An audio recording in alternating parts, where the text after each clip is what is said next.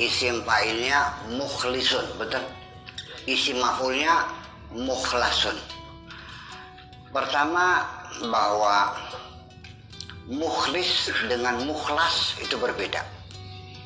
Kalau mukhlis isim fa'il, kalau mukhlas isim maf'ul. Coba dengarkan firman Allah ketika menceritakan iblis dendam kepada manusia karena gara-gara manusia iblis diusir dari surga. Dia mengatakan, qala fa bi'izzatika la ughwiyannahum ajmain illa ibadaka minhumul mukhlasin. Awas, bahasanya yang salah. Illa ibadaka minhumul mukhlasin. Mananya, aku bersumpah demi kebesaranmu ya Allah, manusia akan kugoda semuanya. Tetapi ada orang-orang yang tidak mempan digoda oleh aku, yaitu minhumul mukhlasin, orang-orang yang mukhlasin. Jadi ikhlasnya sudah 100%, sudah disestempel, ya kan, dilak, yang sudah tidak bisa dipermainkan oleh setan-setan itu. Kalau kita ini mentok-mentoknya mukhlisun, belum sampai mukhlasun. Itu artinya kita lagi berupaya ingin menjadi orang yang mukhlis, orang yang ikhlas. Itu bedanya. Jadi artinya tetap kita selalu mudah tergoda oleh setan. Kemudian ikhlas yang dipertanyakan Bapak siapa namanya? Siapa? Rudi, Bapak Rudi. Ini Budi, Bapak Budi. Ikhlas dalam bahasa Indonesia apa ikhlas dalam bahasa Arab? Karena berbeda. Asalnya bahasa Arab, begitu pindah ke Indonesia maknanya sudah bergeser. Ya, takwa bahasa Arab, begitu takwa bahasa Indonesia maknanya sudah bergeser. Murid bahasa Arab atau murid bahasa Indonesia. Kalau murid bahasa Indonesia itu anak-anak didik yang masih kelas SD, namanya murid. Kalau SMP SMA namanya siswa. Kalau perguruan tinggi namanya mahasiswa. Kalau di Arab, murid ini adalah siswa yang tertinggi. Gurunya namanya mursyid. Anak namanya murid. Kalau SD namanya tilmidun. Ya kan? Nah, kalau mahasiswa namanya tolabah. Kalau sudah kelas tinggi S3 ke atas itu namanya al-murid, beda. Itu mananya. Maka harus kita waspadai ikhlas bahasa Arab apa ikhlas bahasa Indonesia. Kalau ikhlas bahasa Indonesia maknanya purpuran baik. Sampean ngutangin yang uang, bayar kapan? Samang dolek. Sacengelek. Tagi maning engkau sukiki. Iya, takamane kan sukiki, ya sukiki, ya kan sukiki. Saya akhirnya saking mengkelek, wetan seki, wis ikhlas baik, wis pur wisnya, wis ikhlas akan, artinya wis aja kayak maning. Saya kira seperti itu. Maka seringkali pemahaman ikhlas dalam bahasa Indonesia berpengertian bahwa orang beribadah kalau ikhlas itu tidak minta upah. Purpuran sih, tetapi sebetulnya ikhlas dalam bahasa Arab itu sekalipun minta imbalan masih dalam wilayah ikhlas. Sekalipun orang itu mengharapkan surga sudah termasuk ikhlas, tapi mukhlis. Nah, mengharapkan ganjaran ikhlas, mentoknya mukhlis, belum sampai mukhlas. Itu bedanya. Karena orang-orang sendiri itu, para nabi, para rasul pun ketika menjalankan tugasnya menyampaikan dakwah, dia masih ada harapan mendapat bayaran dari Allah. Mari dengarkan firman Allah. Qalu inni lakum rasulun amin fattaqullaha wa ati'un wa ma as'alukum alaihi min ajrin in ajriya illa ala rabbil alamin. Aku adalah utusan Allah untuk kamu semuanya. Oleh karena itu fattaqullah wa ati'un. Bertakwalah kepada Allah, ikutilah saya. Saya ingin membimbing kamu ke jalan yang benar.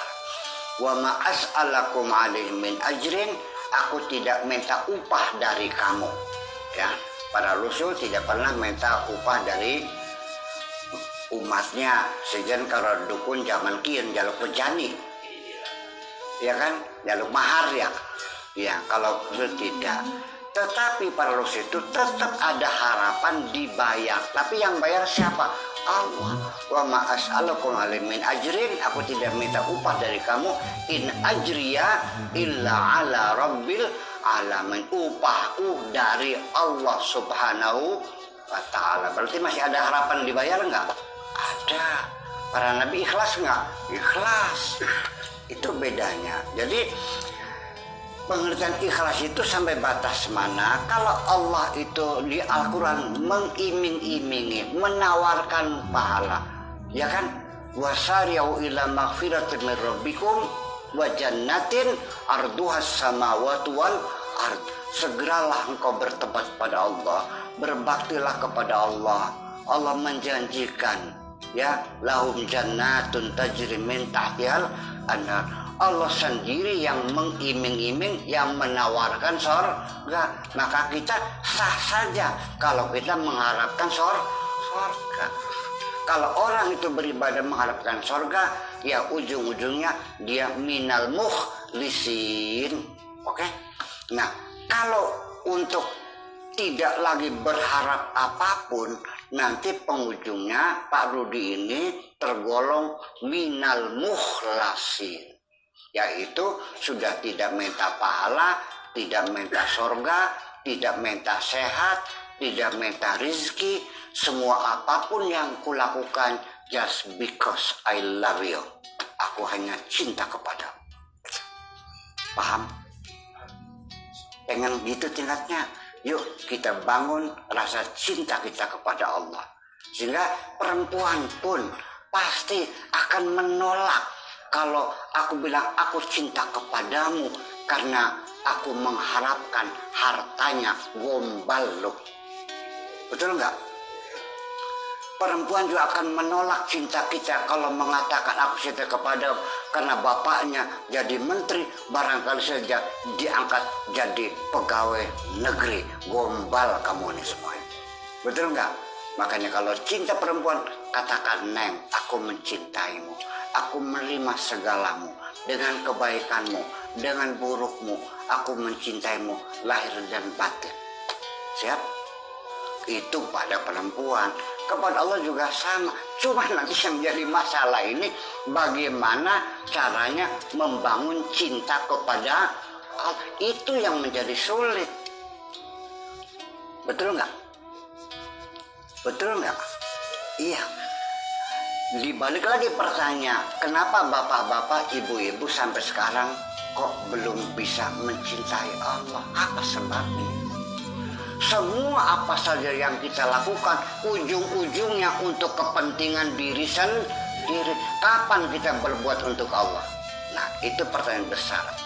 Nah, sehingga untuk menjawab kenapa kita tidak pernah cinta kepada Allah, sebabnya adalah karena kita tidak pernah merasakan kebaikan-kebaikan Allah. Kita tidak pernah merasa diberi oleh Allah. Itu saja. Hai perempuan, sekalipun engkau menolak ketika kulamar, oke.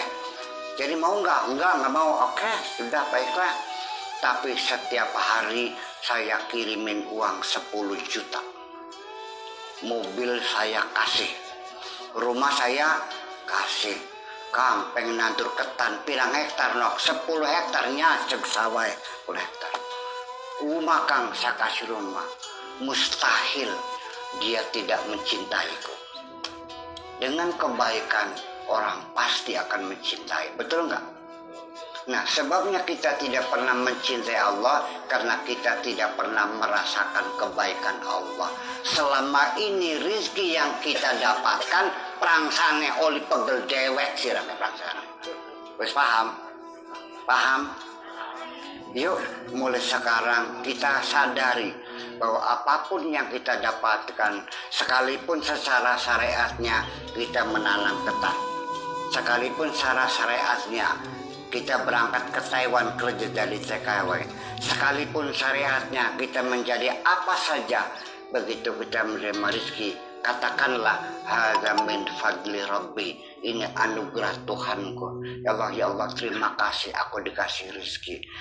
Begitu setiap kita menerima rezeki, sanjunglah Allah dan terima kasih kepada Allah. Di situ akan tumbuh rasa cinta kita kepada Allah Subhanahu wa Ta'ala.